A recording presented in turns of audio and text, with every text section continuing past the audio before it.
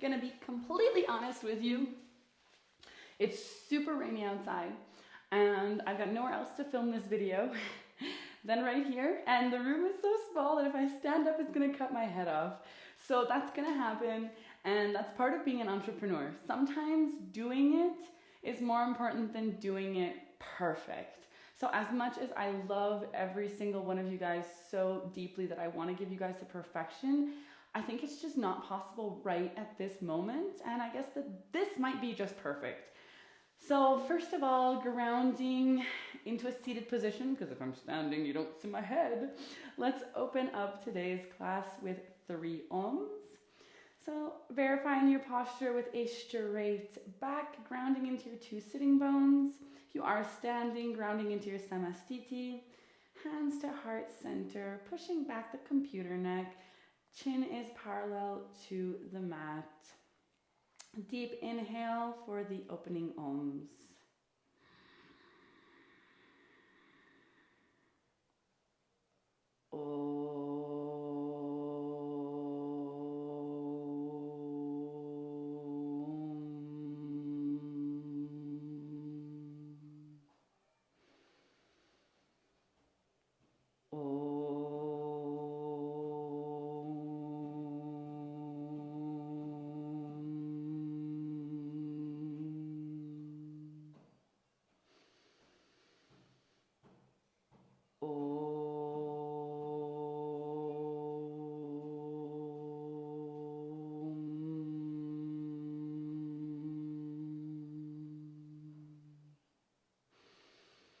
Deeply inhaling and exhaling, coming to the top of your mat and going through the first poses until we get in depth on mountain pose. So samastiti, everything is engaged, straight back, inhaling your arms up, engaging the glutes, opening the chest, looking back, and exhaling to forward bend. From forward bend, look up, straightening your back, bringing your right foot behind in low lunge. And as you exhale back to mountain pose, this is where we're getting in depth today. So placing your palms very firmly on the ground, tucking in your back foot. So tucking it in a little bit towards the center so that when you lift up the back foot, your front foot can easily meet the back. Where your toes are touching, your feet are together as if it was samastiti, but it's kind of like a hybrid samastiti downward dog, right? So your feet are touching, and as in downward dog, you are pushing away from the mat, pushing your bum up, basically, as much as you can, and keeping a straight back with strong protected shoulders, and you're looking at your navel. So here, just some very important cues when it comes to your shoulders. No scapulas going in like this, and try also to not be pushing back like this, because this is actually going to get your scapulas to be touching each other. So first of all, in mountain pose, when it comes to the arms, if you're like this, if you lift your arms up, you might have a tendency to have your arms like this, right? In your, like, stuck here, and kind of like this. Now you might not even notice it. So if you have a mirror, there's a mirror right there in case you don't see it, that's why I'm pointing. So if you've got a mirror, lift up your hands and check where they're at. I know that for me, this was natural for the longest time. So here, what you basically want to be doing is making sure, just like we saw in the second day with the back bend, or first day, you want your shoulders to be away from your ears. You want your arm to be up, and to avoid this, it is the rotation. So you're kind of taking your shoulder and rotating it to the front. So you see how that makes a difference here with the space and the strength of your shoulder muscle as well. So basically now here in this pose, as you can see, the armpits are slightly turning towards each other, and the eyes of the elbows are turning towards each other here. So basically, once you've got that rotation here, you're also automatically getting your scapulas to be in the right position. So as an example, if you're here and your scapulas are going in, right? This is not good for downward dog. It's not good for mountain pose here either. So you want to kind of imagine that someone is pushing your chest up. So pushing your chest up as you round the shoulders. Now, do you see how that is such a huge difference between this and this? That is an enormous difference for your shoulder joint and for the extension of your spine. So if you look up as you are pushing away from the ground with your shoulders in that rotation, you're automatically going to get a straight back. And then when you just let your head go in, tuck down, you will be able to keep the position. So now from the side, so that you can see it as well, basically if you are in your proper mountain pose, this would be like a caved in scapulas here, right? Caved in or pushing too far like this. So what you can do is round your shoulder, look up with your chest, and even look up with your chin. Getting into that right position, making sure your back is straight, your hands are strong, your arms are turned, everything is good and in alignment. And then you just drop down your head, looking at your navel as much as possible. So that is really how the upper body can find the proper alignment. Now for the lower body, first of all, if your feet do touch the ground, then you want to kind of have a slight rotation where you're lifting up the arch, just like you would in a downward dog, right? Downward dog is hip width, and you're also turning up as if you were trying to open up a jar with your feet here, right? So you're doing the exact same thing with your feet together. So you're slightly bringing this rotation so that your knees are going to point directly to the front and pushing back, right? So you can find your proper distance by going into plank and then back to mountain. As you can see, I was a little bit short there. It's a little bit of a challenge in this tiny room. And then if ever your hamstrings are too tight, super simple, just like we do in forward bend in every single pose, bringing your knees, bending your knees, and then you can get that same pushing away position here from the ground, no matter how tight your hamstrings are. So from here as well, you could look up, straightening your back, and then coming into the mountain pose here. And then you would be exhaling, inhaling to plank, and exhaling later on to 8 limbs on the mat. So that is what we're going to see tomorrow. I hope the explanation of mountain pose today was complete enough for you to be able to find a comfortable mountain pose. If it wasn't, let me know in the comments. I'd love to hear if this helped or not. It can be very, very challenging on the shoulders, especially if you don't have those shoulders muscles in use a lot, which is totally possible unless you're like doing shoulder stuff. So it might be more of a challenge to hold the downward dog and or mountain pose with the proper shoulder than like this, because you've got that habit. So just know that that's totally okay. And once the muscles are stronger, then it'll be more easy for you and you'll be able to hold it. So that's why downward dog is such a good pose.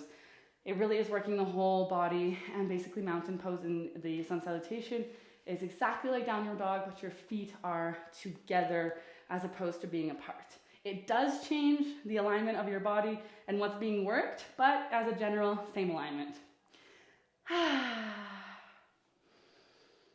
Grounding into your seated position, feeling your 2 sitting bones, grounding into them equally. Abdomen is just slightly engaged. Sternum is up, shoulders are up and back as we move into the pranayama for today. Your left hand on the left knee, index and thumb joining for Chin Mudra if you want. And on the right hand, we are going into Vishnu Mudra. So as you may know, but for those that don't, if you haven't watched the first 3 days of the series, you can place your index and major finger on your third eye, in between your eyebrows, or simply tucked in with your thumb, blocking the right nostril, your pinky and ring finger blocking the left. Starting the alternate nostril breathing by blocking the right side and inhaling through the left.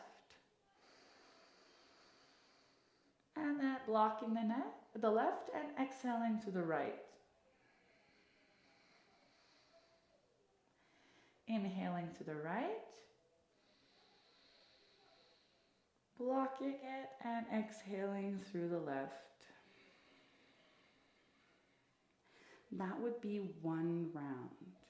Going at your own rhythm by inhaling through the left, blocking it and exhaling through the right. Inhaling through the right, blocking it and exhaling through the left. Being aware of your posture, if you are curving in, if your body's reacting to the pranayama in any way, just bringing yourself back to a neutral spine.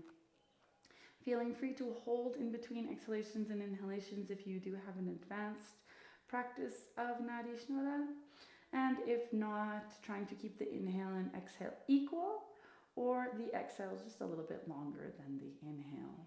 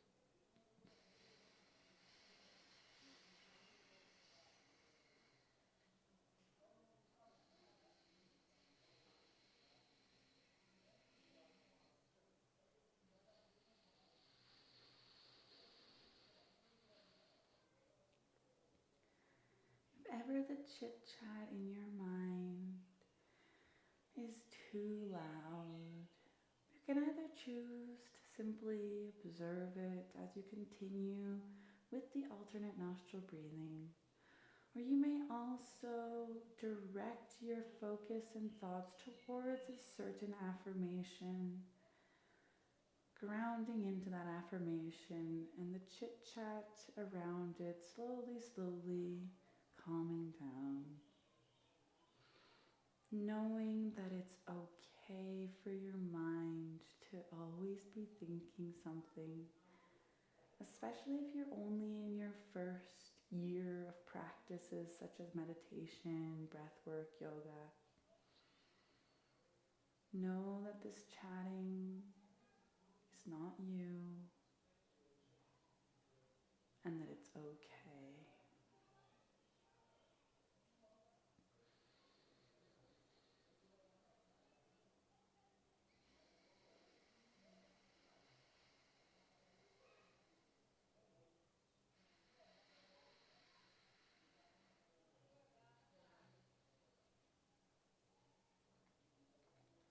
slowly finishing off your round by exhaling through the left nostril and grounding back into your deep belly breathing.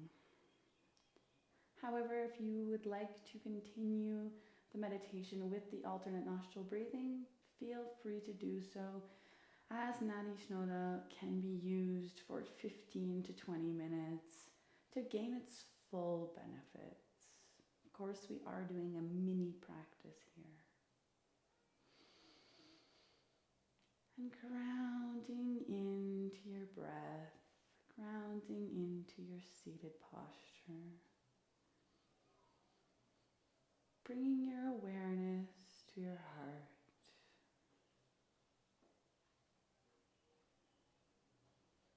Bringing your awareness to your whole heart center. You can place your hands on your chest.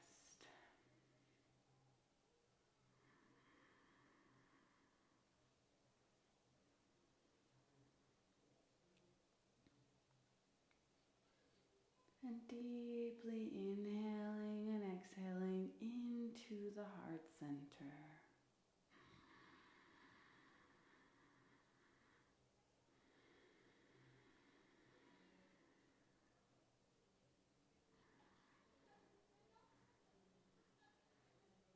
Bringing your awareness and focus to the heart center.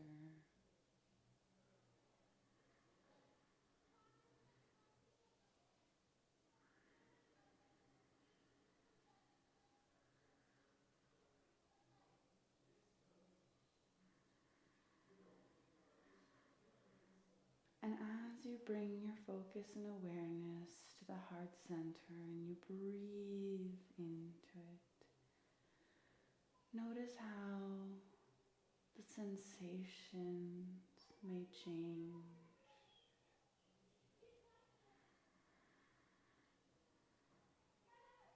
And directing your thoughts towards those that are on a heart frequency. What thoughts are at a heart frequency?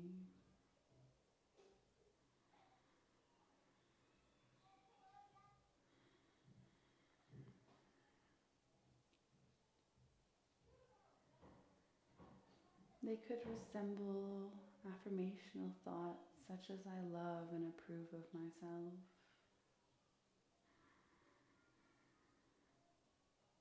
They could resemble I forgive myself.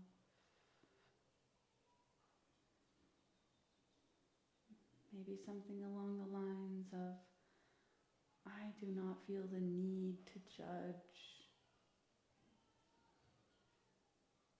I am able to act with compassion.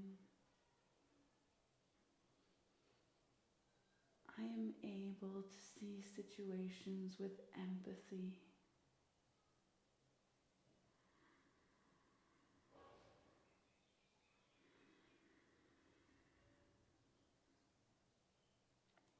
I unconditionally love myself.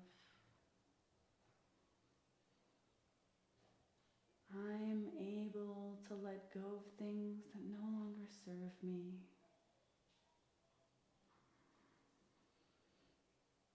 And simply notice with these thoughts how your heart space reacts.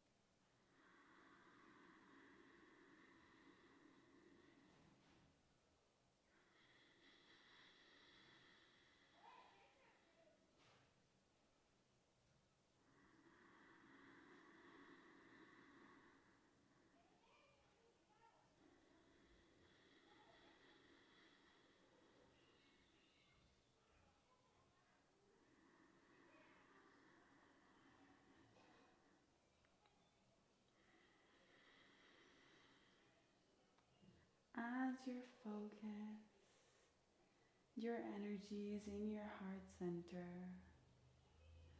know that you can return to this at any moment of the day by coming back into the heart, dropping down into the heart center, and being willing and open to listen and live, work, interact with the heart frequency.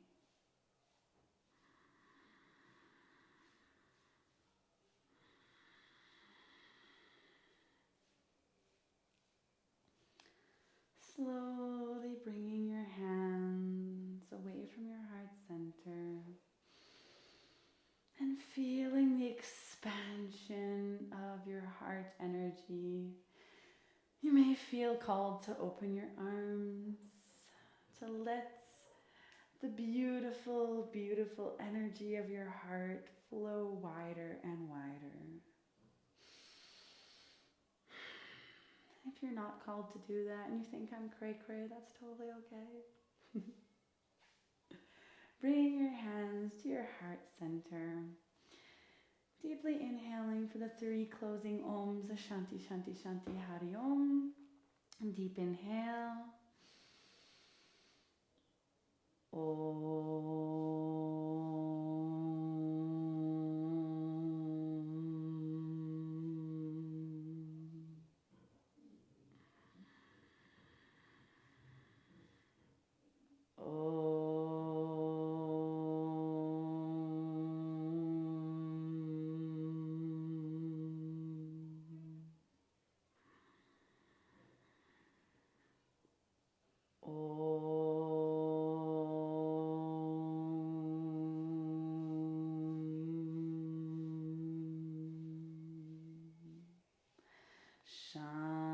Shanti, Shanti, Shanti, Hare Om. Deeply inhaling, bring your hands behind your back, grabbing your wrist, and exhaling as you bow down. Bow down to yourself, to your heart, to the practice. Bowing down to the universe, or whatever you feel like you want to bow down to today. Maybe you just want to bow down to bowing down. And inhaling, coming up, keeping your eyes closed, bringing your hands in front of your body, or rubbing them together, creating the heat in your palms. And then bringing your palms onto your eyes with your fingers on your forehead. Deeply inhaling and exhaling as you very slowly and gently let the light come into your palms, come into your eyes. As you bring your palms away, looking into them with gratitude, and coming back into the room. Thank you guys so much for today's practice. Thank you for your patience with the height of the room. And let me know what you thought of the mountain pose. Was it easy to understand? Was it too difficult? I've got to kind of stay like this to continue talking to you guys. So let me know how it was. And if you got any questions, pop them in the comments. I'll be happy to get back to you with them. Thanks guys, cheers.